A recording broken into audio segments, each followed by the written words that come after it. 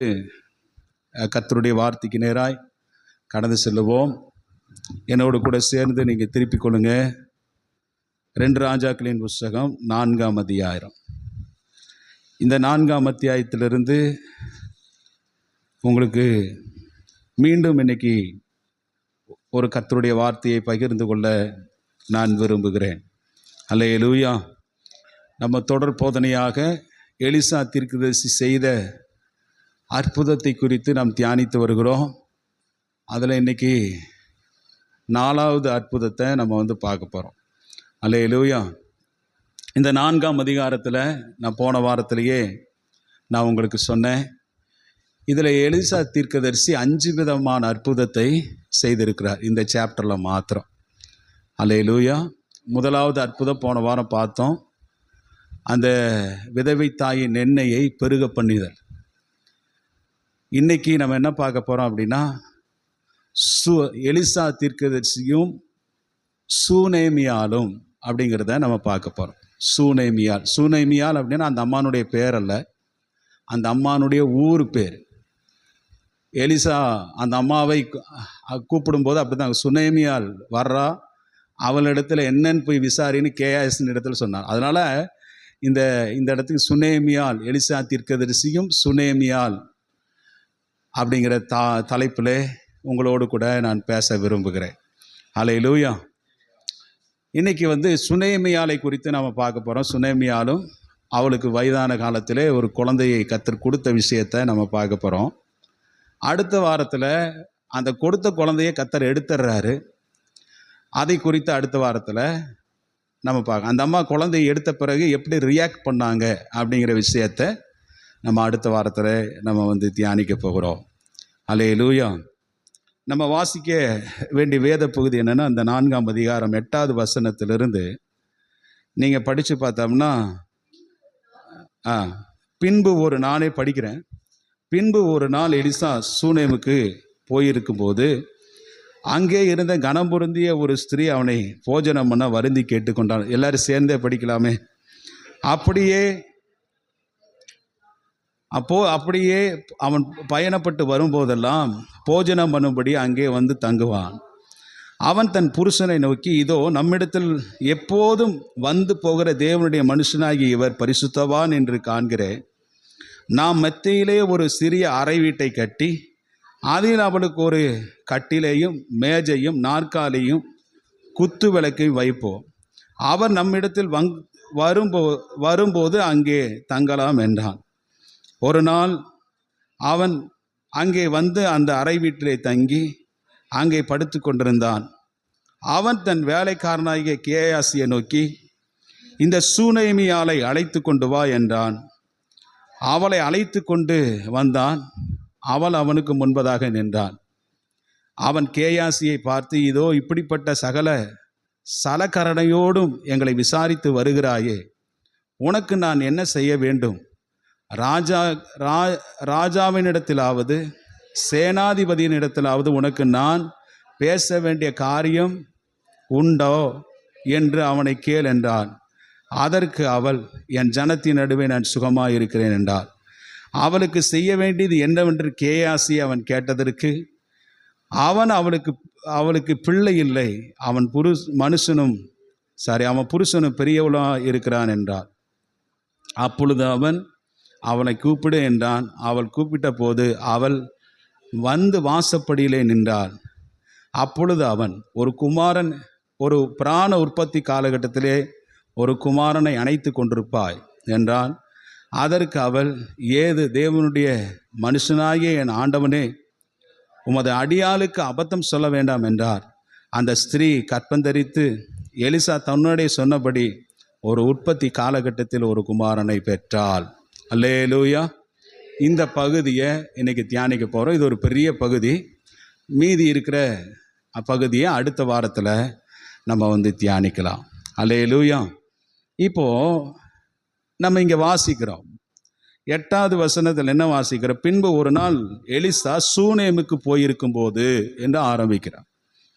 சூனேம், எல்லாம் சொல்லுங்க, சூனேம். இந்த ஊர் எங்கிருந்தது அப்படின்னா, அதாவது இசக்கார் புத்திரனுடைய இசக்கார் கோத்திரத்தினுடைய அந்த கோத்திரத்தில் ஒரு பட்டணம், ஒரு நகரம் பேர் தான் என்னது அப்படின்னா சூனேம் என்று பார்க்கிறோம். அல்லேலூயா. அதாவது கர்மேல் பர்வதத்துக்கும் சமாரியாவுக்கும் இடைப்பட்ட அந்த ரோடு இருக்குது பார்த்தீங்களா, அந்த ரோட்டில் அமைந்துள்ள ஒரு பகுதி. சூனேமிலிருந்து அதாவது கர்மேல் பர்வதத்துக்கு 25 கிலோமீட்டர் ஸ்காலர் சொல்கிறாங்க. அதில் அதுக்கு இடைப்பட்ட ஒரு பகுதியில் அமைந்திருக்கிற ஒரு சின்ன நகரத்தினுடைய பேர் தான் சூனேம் என்று பார்க்கிறோம். அல்லேலூயா. அந்த சூனேமில் இங்கே பைபிளில் இந்த இடத்துல மாத்திரம் ஒரு 3 முக்கியமான காரியத்தை வேதாகமம் நமக்கு அறிமுகப்படுத்துகிறது. ஒன்று, கனம் பொருந்திய ஸ்திரீ அப்படிங்கிறத அறிமுகப்படுத்துது. 2வது, அவன் பரிசுத்தவான் அப்படிங்கிறத அறிமுகப்படுத்துது. இங்கே தான் பரிசுத்தவான் அப்படிங்கிற வார்த்தை முதல்ல பயன்படுத்தப்படுது. இந்த அதிகாரத்தில் தான் பார்த்தீங்கன்னா கேயாசியை அறிமுகப்படுத்துகிறார் எலிசா. அல்லேலூயா. இந்த 3 காரியம் இருக்கிறது. இதை நோட் பண்ணி வச்சுக்கோங்க. சரி, இப்போ போகலாம். நல்லா கவனிங்க. எலிசா அந்த அந்த அந்த பட்டணத்துக்கு அடிக்கடி வந்து என்ன செய்தார், போனார் என்று பார்க்கிறோம். அந்த சூனை பட்டத்தில் பைபிளில் முதல்ல சொல்லப்பட்ட கனம் பொருந்திய ஒரு பெண் இருந்தாள் என்று பார்க்கிறோம். அந்த அம்மானுடைய பேர் என்ன செய்யல, பைபிளில் நமக்கு குறிப்பிடப்படவில்லை. அதை பற்றி நமக்கு பிரச்சனை இல்லை, பரவாயில்ல. அவங்க வீட்டுக்காரர் பார்த்தீங்கன்னா ரொம்ப ஏஜ்டு பர்சனாக இருந்தார். அதே நேரத்தில் பார்த்தீங்கன்னா ரொம்ப போவாஸ் போல் ரொம்ப பெரிய பணக்காரனாய் அந்த காலத்தில் இருந்தார். 2வது இப்படி சொல்லலாம், எல்லா ஒரு அந்த அங்கிருந்த ஊர் மக்கள் மத்தியிலே, தலைவர்கள் மத்தியிலே கனம் பெற்ற ஒரு கனமுன்னு ஆள். இப்போ ஓய்வு நாள் சனிக்கிழமையிலெல்லாம் ஜெபாலயங்கள் கூடுவாங்க. அமாவாசை அன்னைக்கு அந்த கூடி வருகிற நேரத்துல எல்லாம் அந்த கூட்டத்துக்கு தலைமை தாங்கி நடத்தக்கூடியவர் யாருன்னு கேட்டால் இந்த அம்மாவனுடைய வீட்டுக்காரர். அல்லேலூயா. எம்சி பண்ணுவார். அல்லேலூயா. எம்சின்னா என்னது? மாஸ்டர் ஆஃப் செர்மனின்னு சொல்லுவாங்களே, எம்சி பண்ணுறாங்க. அந்த கூட்டத்தை தலைமை தாங்கி நடத்துகிற அந்த வேலையை செய்தவர் யாருன்னு கேட்டிங்கன்னா இந்த அம்மாவனுடைய வீட்டுக்காரராக இருந்தார். ஆமென். அல்லேலூயா. ஹல்லேலூயா. இங்கே எலிசா தீர்க்கதரிசி ஒரு நாள் அந்த பகுதிக்கு அவர் அடிக்கடி வந்து போகிறாரு. ஒரு நாள் வரும்போது இவர் எங்கேயோ ஒரு இடத்துல போய் எங்கேயோ தங்கி எங்கேயோ சாப்பிட்டுட்டு வந்திருக்கிறாரு. ஆனால் இந்த அம்மா இவரை ஒரு தீர்க்கதரிசியாக பார்க்குறாங்க. ஃபஸ்ட்டு இந்த தீர்க்கதரிசியாக பார்க்கும்போது சொல்கிறான், அவன் வீட்டுக்காரன் இடத்துல நம்ம ஒரு தீர்க்கதரிசி நம்ம ஊருக்கு என்ன செய்கிறாரு, அடிக்கடி வந்துட்டு போகிற இந்த வழியில் வந்துட்டு போகிறாரு சொல்லி ஒரு நாள் அந்த அம்மா அந்த தீர்க்கதரிசியின் இடத்துல போய் எலிசா தீர்க்கதரிசியை வருந்தி கேட்குறாங்க, எங்கள் வீட்டில் நீங்கள் என்ன செய்யுங்க, சாப்பிடுங்க, சாப்பிட்டுட்டு போங்க. அங்கே எலிசா வரமாட்டேன் இருப்பார். அதனால் வருந்தி கேட்டாலுன்னு இருக்கிறது. வருந்தி கேட்டால் இப்போது வருந்தி கேட்கும்போது எலிசா அந்த ஒரு நாள் அவங்க வீட்டில் சாப்பிட்றாரு. அப்புறம் அவள் சொல்லியிருக்கணும், நீங்கள் எப்பொழுதெல்லாம் இந்த பக்கம் வந்து போகிறீங்களோ அப்பொழுதெல்லாம் எங்கள் வீட்டில் நீங்கள் சாப்பிடணும். ரெகுலர் ஆக்கிட்டார். தொடர்ந்து அவங்க எப்போ வந்து போனாலும் ரெகுலராக அவர் வீட்டில் சாப்பிட ஆரம்பித்தார். ஒரு நாள் அந்த அம்மா தன்னுடைய புருஷனிடத்தில் சொல்கிறாங்க, இந்த தீர்க்கதரிசி நான் பார்க்கும்போது இவர் ஒரு பரிசுத்தவான் என்று நான் காண்கிறேன். அல்லேலூயா. அந்த வசனத்தை நீங்கள் படித்து பாருங்கள். 8வது வசனத்தையும் 9வது வசனம். பின்பு ஒரு நாள் எலிசா சூனேமுக்கு போயிருக்கும்போது அங்கே இருந்த கனம் பொருந்திய ஒரு ஸ்திரீ அவளை போஜனம் பண்ண வருந்தி கேட்டுக்கொண்டால், அப்படியே அவன் பயணப்பட்டு வரும்போதெல்லாம் போஜனம் பண்ணும்படி அங்கே தங்குவான். அவள் தன் புருஷனை நோக்கி, இதோ நம்மிடத்தில் எப்போதும் வந்து போகிற தேவனுடைய மனுஷனாகி இவர் பரிசுத்தவான் என்று நான் காண்கிறேன் என்கிறார். அல்லேலூயா. அதுக்கு முன்னாடி என்னன்னா, இந்த அம்மா இங்கே பார்த்தீங்கன்னா புருஷன் வயசாயிருச்சு இல்லை, அதனால் புருஷன் பேச்செல்லாம் நம்ம கேட்கக்கூடாது, நம்ம இஷ்டத்துக்கு நம்ம சௌரியத்துக்கு எது வேணுனாலும் முடிவெடுத்து எது வேணுனாலும் நம்ம செய்யலாம் அப்படிங்கிற ஒரு விஷயத்தை இந்த சூனேமியால் செய்யவில்லை. ஹல்லேலூயா. அவர் ஏஜ்டு பர்சன். இந்த அம்மா பார்த்தீங்கன்னா அவங்களுக்கு இவங்களுக்கு கிட்டத்தட்ட ஒரு 30 வயசு வித்தியாசம் இருக்கும். அப்போ இந்த அம்மா ஓரளவுக்கு எப்படி இருந்தாங்க அப்படின்னா, ரொம்ப ஒரு ஒரு ஒரு யங்கா இருந்தா, அவருடைய பார்வைக்கு இந்த அம்மா யங்கா இருப்பாங்க. இந்த கிழவனுக்கு வயசாயிடுச்சு, அதனால் இவன் பேச்செல்லாம் நம்ம எதுக்கு கேட்கணும், நம்ம இஷ்டத்துக்கு முடிவெடுக்கலாம், நம்ம இஷ்டத்துக்கு செய்யலாம், நம்ம இஷ்டத்துக்கு எல்லாம் பண்ணலாம், நம்ம போடுறது தான் சட்டம், நம்மளை மீறி இந்த ஆள் என்ன பண்ணிட்டு போகிறான் அப்படிங்கிறதெல்லாம் இல்லாமல் இந்த அம்மா தன்னுடைய வீட்டுக்காரனிடத்துல கன்சல்ட் பண்ணுறாங்க. அல்லேலூயா சொல்லுங்க பார்க்கலாம். அல்லேலூயா. கன்சல்ட் பண்ணுறாங்க. இந்த மாதிரி நம்ம வீட்டுக்கு அடிக்கடி ஒருத்தர் வந்துட்டு போகிறாரு, அவர் தங்குவதற்கு நம்ம என்ன செய்யணும், நம்ம வீட்டு மேல் அறையில் ஒரு ரூம் ஒன்று ரெடி பண்ணி கொடுக்கலான்னு சொல்லி கன்சல்ட் பண்ணுறாங்க. ஆமென். அல்லேலூயா. ஆமாம். அவர் எவ்வளோ பெரிய வயதானவராக இருந்தாலும் அந்த அம்மா அந்த மனிதனை கனம் பண்ணினாங்க, அந்த அம்மாவை மதித்தார்கள். இந்த காலத்துலலாம் திருமணமான பிள்ளைகளெல்லாம் பார்த்தீங்கன்னா புருஷனை வாங்க போங்கன்னா கூப்பிட்றாங்க. என்ன சொல்கிற பேர் சொல்லி வாடானி அப்படி தானே கூப்பிட்றாங்க. நம்ம நிறைய பார்க்குறோம் இந்த உலகத்தில். சர்வசாதாரணமாக பேர் சொல்லி வாடா போடான்னு கூப்பிட்றாங்க. ஆனால் அந்த அம்மா பாருங்க, மதித்தார்கள் என்று பார்க்கிறோம், கனம் பண்ணினார்கள். புருஷனை கேட்காம அந்த அம்மா எதுவுமே செய்யவில்லை. இப்போ இதிலிருந்து நாம் என்ன அறியறோன்னா, இதை தியானிச்சுட்டே இருக்கும்போது ஆண்டவர் எனக்கு நீதிமொழிகளின் புஸ்தகத்திலிருந்து 31ஆம் அதிகாரம் அந்த குணசாலிக்குரிய அந்த காரியத்தை ஆண்டவர் எனக்கு ஞாபகப்படுத்தினார். ஏனென்றால் இவரை குறித்து நான் சொன்னேன், இவர் பார்த்தீங்கன்னா அங்கே இருக்கிற மூப்பர்களுக்குள்ளே சபையினுடைய ஒரு லீடராய் அவர் இருந்தார் என்று. ஒரு பெரிய மனுஷன், பெரிய பணக்காரன், ஒரு பெரிய ஒரு லீடர் அந்த பகுதியில். ஓய்வு நாளிலே தலைமை தாங்கி நடத்தக்கூடியவராய் இருந்தார். அல்லேலூயா. அப்படிப்பட்ட அந்த மனுஷனுக்கு கனத்தை உண்டாக்கி தந்தாள் என்று பார்க்கிறோம். ஆமென். பாருங்க, நீதிமொழிகளின் புஸ்தகம் 10வது வசனம், 31:10 வாசி. குணசாலியான ஸ்திரீயை கண்டுபிடிப்பவன் யார்? அவளுடைய விலை முத்துக்களை பார்க்கிலும் உயர்ந்தது. அந்த ஃபுல்லா வாசி. அவளுடைய புருஷனுடைய இருதயம் அவளை நம்பும், அவனுடைய சம்பத்து குறையாது. பாருங்க, இது இந்த இந்த இந்த வசனத்தை கர்த்தர் எனக்கு ஞாபகப்படுத்தினார். அல்லேலூயா. குணசாலியான ஸ்திரீயை கண்டுபிடிப்பவன் யார்? அவளுடைய விலை முத்துக்களை பார்க்கிலும் அதிகமாக. அடுத்தது வாசிக்கிறோம் என்னன்னா, அதாவது அவள் புருஷனுடைய இருதயம் அவனை நம்பும். என் பொண்டாட்டி என்னை விட்டுட்டு போயிடுவா அப்படின்னெல்லாம் அந்த மனுஷன் நினைக்கல, அவளை நம்பினான். அல்லேலூயா. அடுத்தது பாருங்க, அவன் சம்பத்து குறையாமல் அவள் பாதுகாத்தான். புருஷனுடைய சம்பத்து குறையாம அந்த அம்மா பார்த்தாங்கன்னு பார்க்குற. அது மாத்திரமில்ல, கீழே இருக்கிற வசனத்தை வாசித்து பாருங்க. இன்னொரு வசனத்தை வாசிக்கலாம். 17வது வசனத்தை வாசிங்க. 17வது வசனம். தன்னை பலத்தால் இடை கட்டி கொண்டு தன் கைகளை பலப்படுத்தினாள் என்று பார்க்கிறோம். இன்னொரு வசனத்தை வாசிங்க. 23வது வசனத்தை வாசிங்க. அவள் புருஷன் தேசத்து மூப்பர்களோடே நியாயஸ்தலங்களில் உட்கார்ந்திருக்கையில் அவன் பேர் பெற்றவனாயிருந்தான். அல்லேலூயா.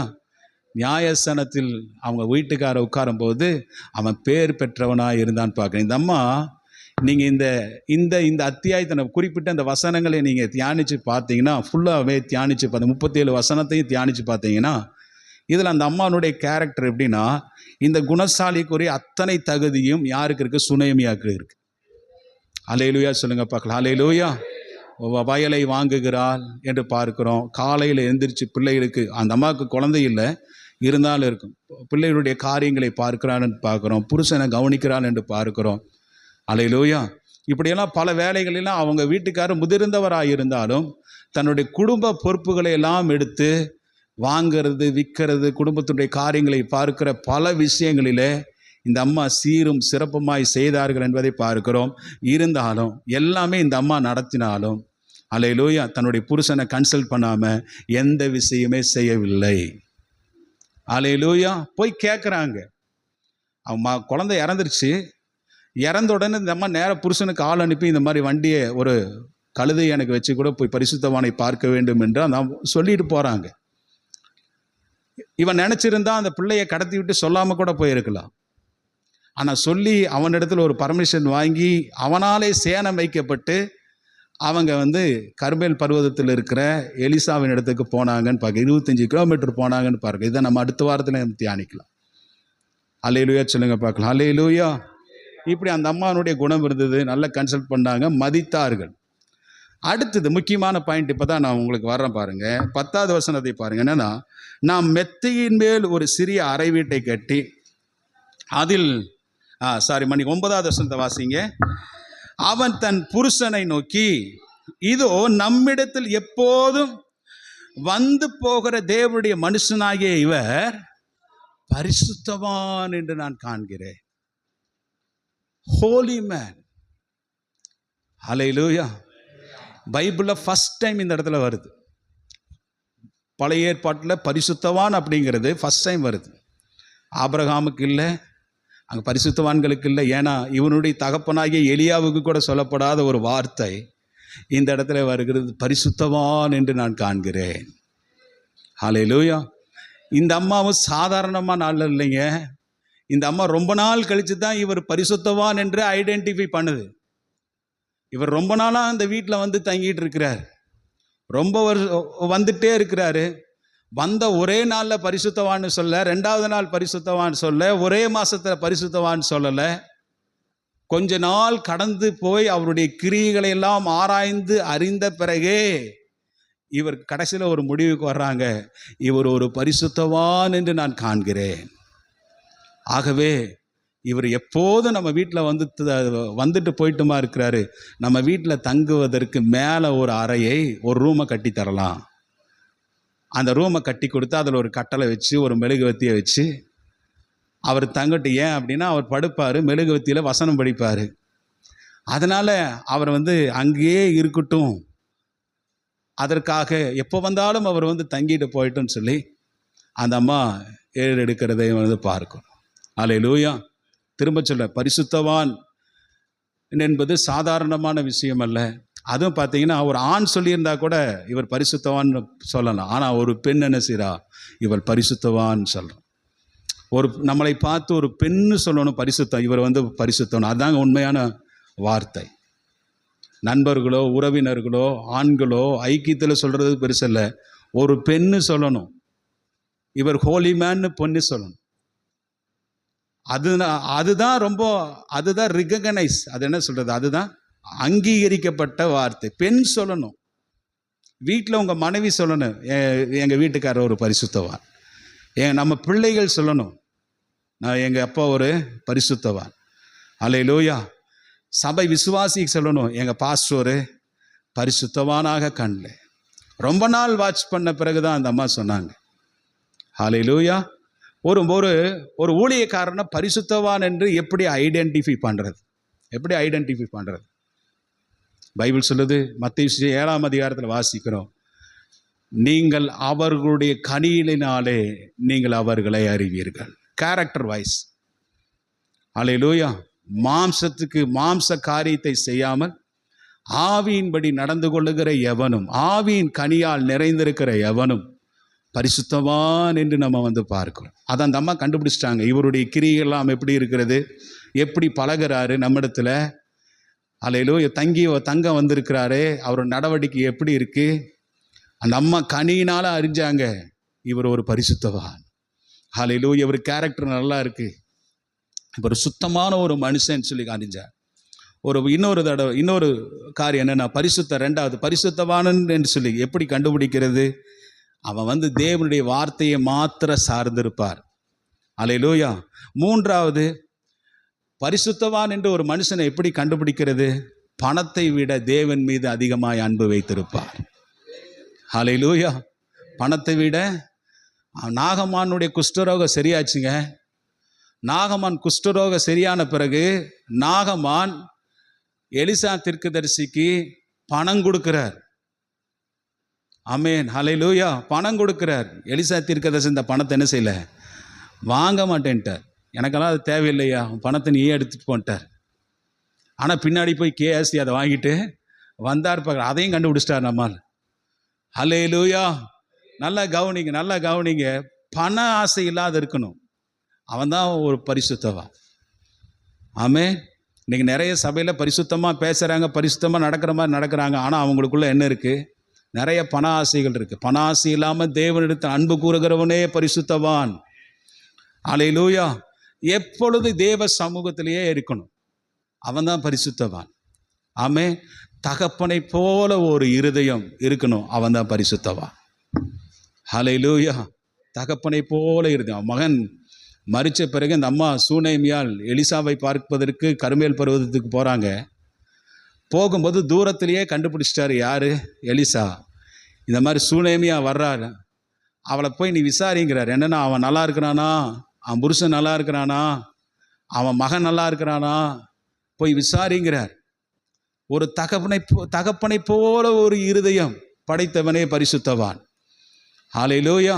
நான் ஏற்கனவே 2 வாரத்துக்கு முன்னாடி சொன்னேன், இந்த உலகத்தில் நிறையா பைபிள் சொல்லப்பட்டு அந்த வசனத்தை வாசிட்டு வந்துடலாம். வாசிங்க. 1 கொரிந்தியர் 4ஆம் அதிகாரம் 15வது வசனத்தை வாசிங்க. 1 கொரிந்தியர் 4ஆம் அதிகாரம் 15வது வசனத்தை வாசிங்க, பார்க்கலாம்.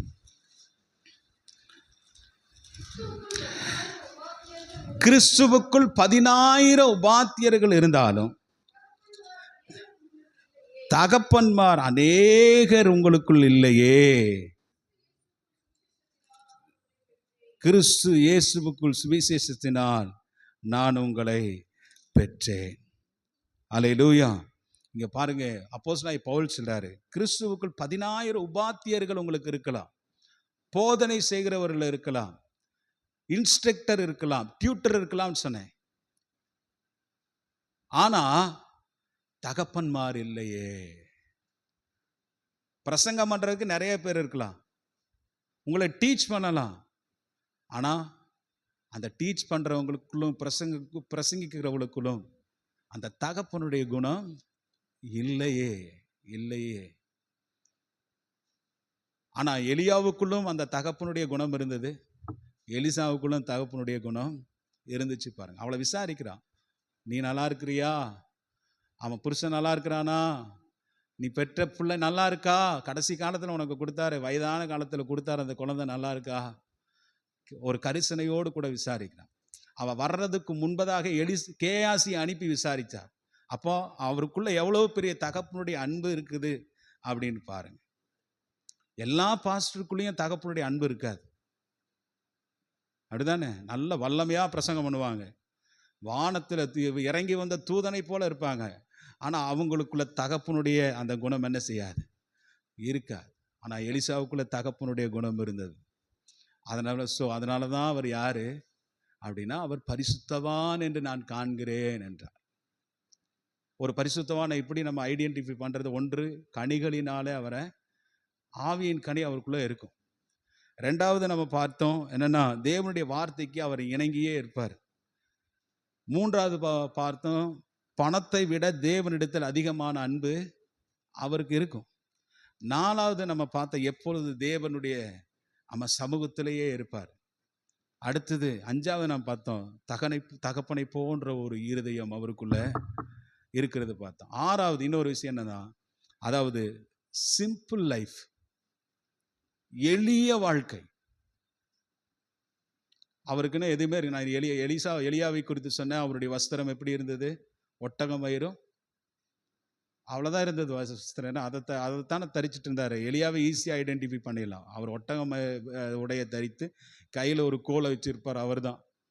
அவருக்கு என்று எந்த சொத்தும் இல்லை, ஆஸ்தியும் இல்லை. அதே போல் எலிசாவுக்கு அப்படிதாங்க. அவர் தலை சொட்ட, அவருடைய வஸ்திரம் பெருசாக வர்ணிக்கப்பட வஸ்திரமாக இருக்கிற. யோவான் ஸ்நானனை பாருங்க, இந்த சிம்பிள் லைஃப் வாழ்ந்தவங்கெல்லாம் பெரிய வல்லமையாய் பயன்படுத்தின. ஆடம்பரமாக இருந்தவங்களுக்குள்ளே எல்லாம் வல்லமை என்ன செய்யாது, இல்லை.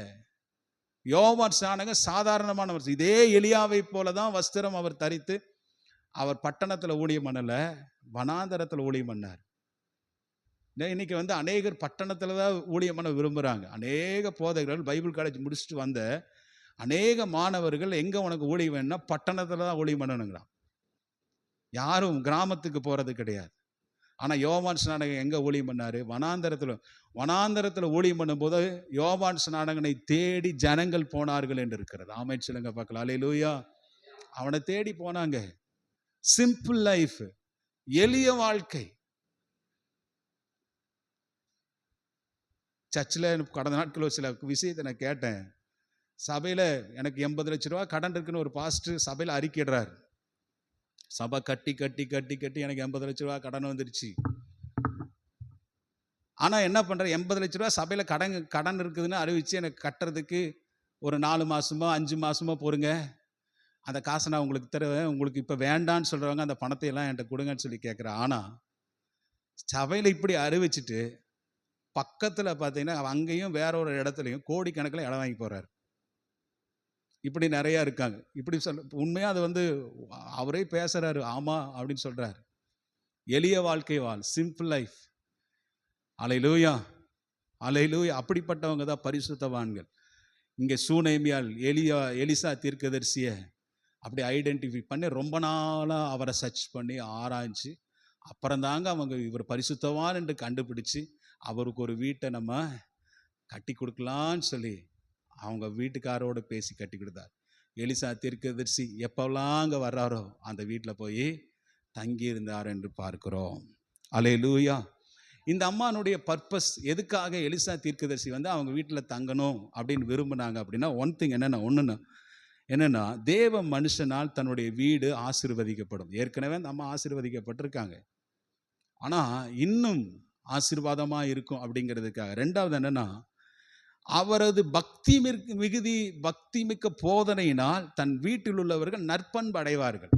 அவர் அங்கே இருந்தான்னா தன்னுடைய வீட்டில் இருக்கிற, அதாவது அந்த அம்மானுடைய வகையில் இருக்கிறவங்க, அந்த ஐயானுடைய வகையில் இருக்கிறவங்கெல்லாம் என்ன செய்வாங்க, நற்பண்பு அடைவார்கள். அவருடைய போதனைகளை கேட்டு அவங்களும் கனிவுள்ள வாழ்க்கையில் வளருவாங்க என்கிற அந்த பிரதான நோக்கத்துக்காகவே அந்த அம்மா வந்து அவங்க வீட்டில் தங்க வச்சாங்கன்னு பார்க்கிறோம். அல்லேலூயா, அல்லேலூயா. அடுத்தது என்னன்னு பார்த்தீங்கன்னா, அந்த அம்மாவுக்குள்ள இன்னொரு குணாதிசயம் இருந்தது. ஜெனரஸ் ஹாஸ்பிட்டாலிட்டி அப்படின்னு சொல்றாங்க. இங்கிலீஷ் பைபிளில் இருக்கு ஜெனரஸ் ஹாஸ்பிட்டாலிட்டி அப்படின்னா அவளுடைய தாராளமான உபசரிப்பு. ஆமென் சொல்லுங்க. அல்லேலூயா. எல்லாம் இருக்கீங்களா? தாராளமான உபசரிப்பு, தாராளமான ஒரு விருந்தோம்பல் அந்த அம்மா எலிசா தீர்க்கதரிசிக்கு செய்ததாக நம்ம வந்து வாசிக்கிறோம். அந்த வசனத்தை நீங்க படிச்சு பாருங்க. அது தாராளமாக இந்த விருந்தோம்பலினாலே எலிசா ரொம்ப சந்தோஷப்பட்டார், ரொம்ப ஹாப்பியாக அடைந்தார் என்று நம்ம வந்து பார்க்கிறோம். அல்லேலூயா. ஆமாம். அப்படின்னா என்னென்னா, சலிக்காம, முகம் சுளிக்காம. சிலரெல்லாம் பார்த்தீங்கன்னா ஊழியக்காரன் வீட்டுக்கு வர்றதுக்கே யாருக்கும் பிடிக்காது இல்லை. சிலர் சொல்லுவாங்க, அவர் வந்துட்டாரு, நான் இல்லைன்னு சொல்லிடு, அவருக்கு ஒரு 100 ரூபா காணி கொடுத்து என்ன செய் அனுப்பிடும், அவர் போகட்டும்பாங்க. ஆனால் அந்த அம்மா எப்பப்பெல்லாம் அவர் வீட்டில் வந்து தாங்குறாங்களோ, உண்மைதானையா? அவர் சொல்கிறார், ஆமாம் ஐயா அப்படின்னு.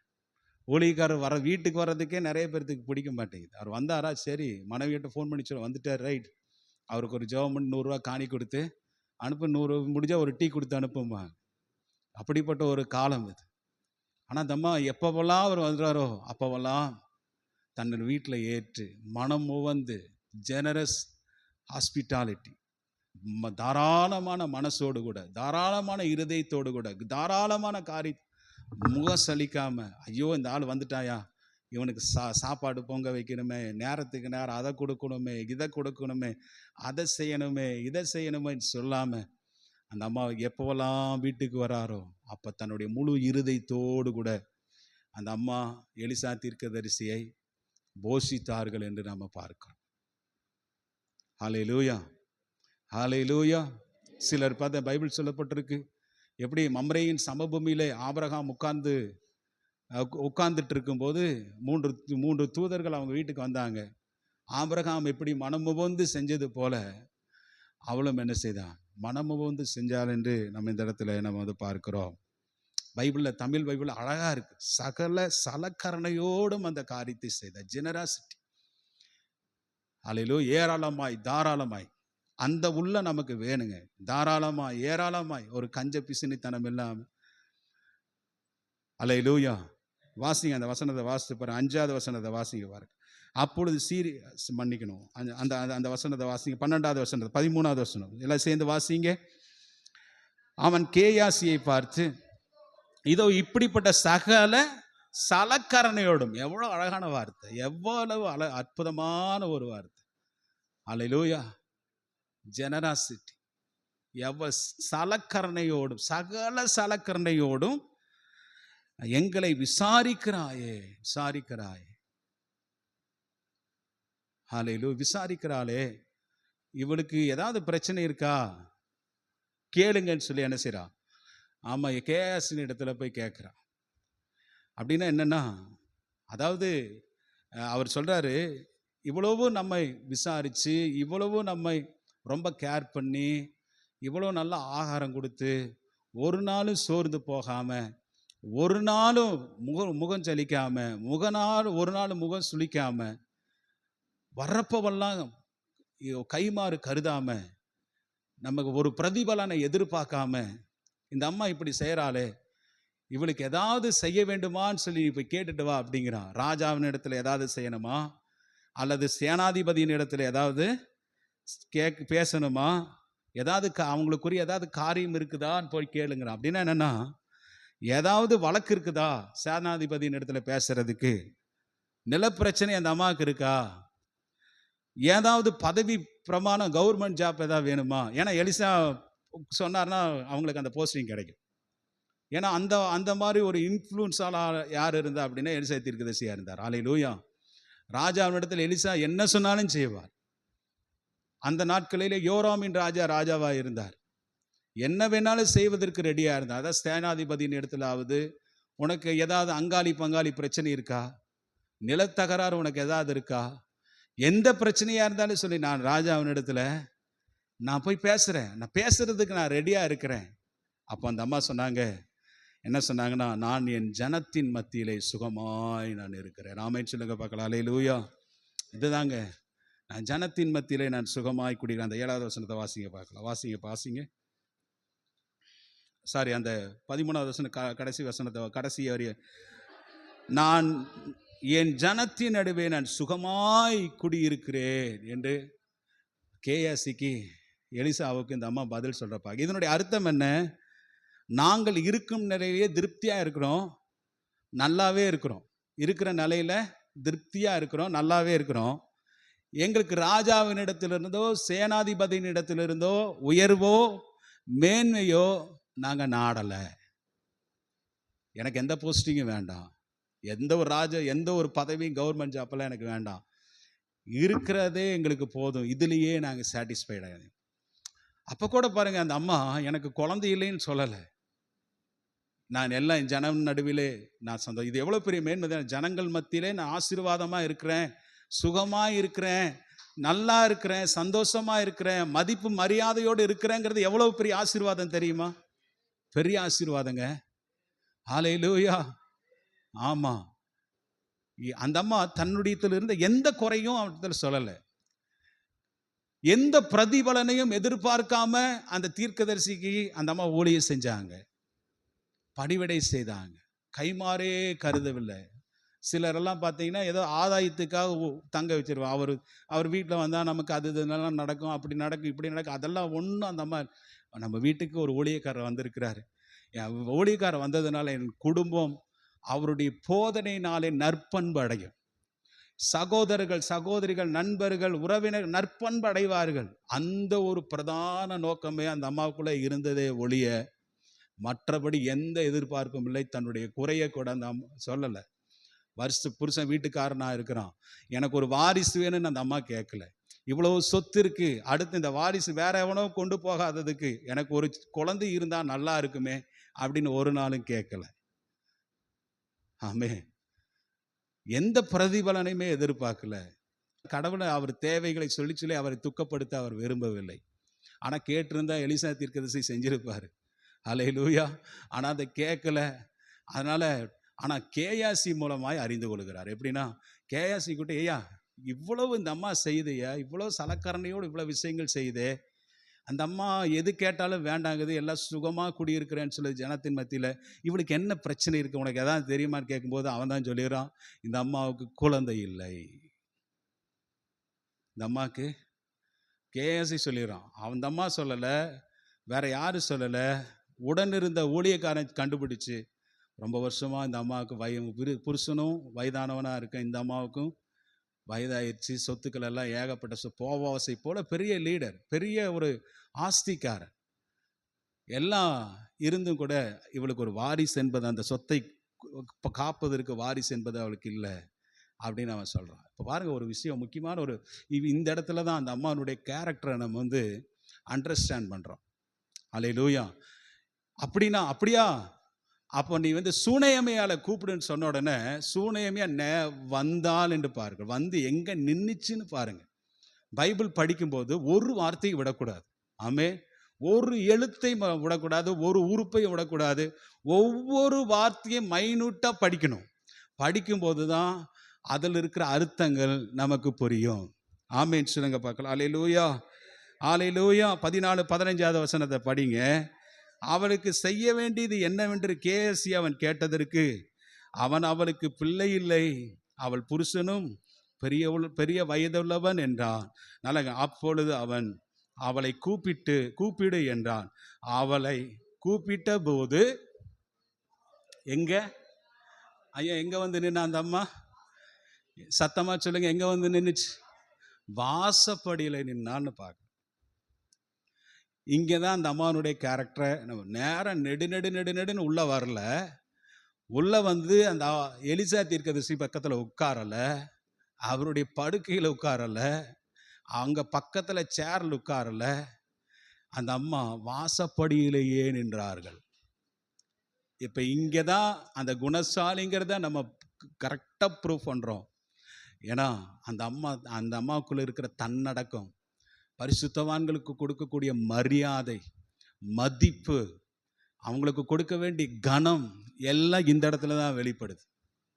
வாசப்படியில பணிவோடு கூட இதை நான் கட்டின வீடியா, நான் போட்ட மெத்த, நான் வச்ச குத்து விளக்குன்னு சொல்லி அந்த அம்மா என்ன செய்யல, உரிமை பாருட்டு நேரம் நெடுன்னு வீட்டுக்கு வரல. கூப்பிட்டோன்னா வாசல்ல நின்றாள் என்று நம்ம பார்க்கிறோம். அலையிலும் அந்த அம்மானுடைய பணிவு. அப்ப ஏன் இந்த அம்மாவை நம்ம குணசாலின்னு சொல்ல வேண்டாம்? நல்லா பாருங்களேன், இது எவ்வளவு பெரிய ஒரு ஆண்டவர் ஆவியானவர் எழுதி வச்சிருக்கிற. வாசப்படிங்கிற ஒரு பெரிய விஷயமே இல்லை, ஆனால் அவன் வாசப்படியில் நின்னான்னு ஆவியானவர் எழுதி வச்சிருக்கிறார். அந்த அம்மானுடைய மொத்த கேரக்டர் இங்கே தான் அடங்குது. மொத்த குணாதிசயம் இந்த இடத்துல வெளிப்படுகிறதா இருக்கிறது என்று நம்ம பார்க்கிறோம். அல்லேலூயா. தாழ்மை, அந்த அம்மானுடைய அந்த உள்ளத்தில் இருந்த அந்த காரியத்தை எல்லாம் நீங்கள் பாருங்க எப்படின்னு. அப்போது எலிசா தீர்க்கதரிசி சொல்கிறாரு, நான் அந்த உற்பத்தி காலகட்டத்தில் உனக்கு 16வது வசனம் பாருங்க. அப்பொழுது அவன் ஒரு பிராண உற்பத்தி காலகட்டத்திலே ஒரு குமாரனை அணைத்து கொண்டிருப்பா என்றான். அதற்கு அவள், ஏது தேவனுடைய மனுஷனாகிய என் ஆண்டவனே, உமது அடியாளுக்கு அபத்தத்தை நீ சொல்ல வேண்டாம். அபத்தம், நீர் உண்மையுள்ள மனுஷன், நீ பரிசுத்தவான் என்று பார்க்கிறேன். உன் வாயிலிருந்து வருகிற வார்த்தையெல்லாம் உண்மையை தவிர வேற இருக்காது. உம்முடைய வாயிலிருந்து வருகிற வார்த்தை சத்தியம், அது தீர்க்கதரிசி நான் அறிவேன். ஆனா எனக்கு நீங்க என்ன செய்யாதீங்க, அபத்தம் சொல்லாதீங்க, அபத்தம் சொல்லாதீங்கன்னா. ஆனா நம்ம வாசிக்கிறோம் 17வது வருஷத்துல அந்த ஸ்திரீ கற்பந்தரித்து எலிசா தன்னோட சொன்னபடி உற்பத்தி காலகட்டத்திலே ஒரு குமாரனை அவள் பெற்றாள்.